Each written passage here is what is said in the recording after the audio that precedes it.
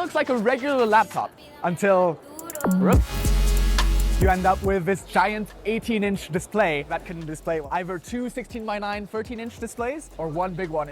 They also have an idea of how you can use it to present to your coworkers. You can just share it directly like this and use your laptop as normal. The screen is right on the outside. This is still a concept, so you would need to use some kind of cover on top to make sure that you don't damage it. This is a very precious concept, so I'm going to leave it here before I get yelled at. Let's move on. Laptops, from portable to rollable to foldable, let's find the weirdest laptop concepts at the Shanghai Mobile World Congress.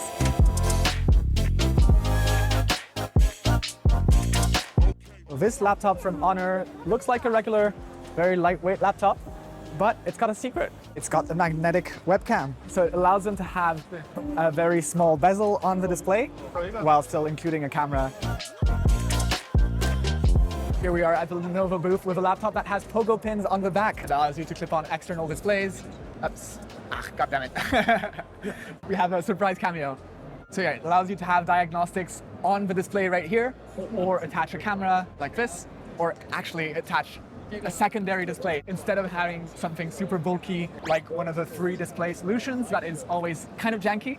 You can have this that just clips on and gives you an extra screen. If you're a streamer, you can have your Twitch chat on that, or if you're doing a meeting, you can have the meeting right there and spreadsheets on the main display so that you can actually do a presentation.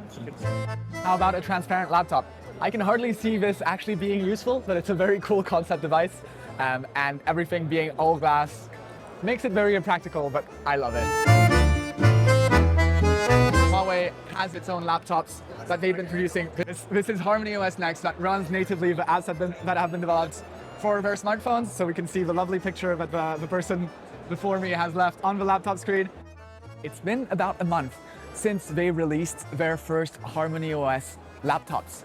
So that's their alternative to macOS and to Windows, their own self-developed operating system. So far, the launch has gone pretty well. People online have been talking about how the battery life is on par with macOS and Windows on ARM laptops, because this is also running on Huawei's homemade chips, produced in China, designed in China. I still haven't found answers as to whether or not you can actually install applications outside of the app gallery, so this is something that I'm gonna have to check out for myself a little bit later once I get my hands on this for a longer term test. But other than that, Huawei's hardware is really top-notch, and this is so light.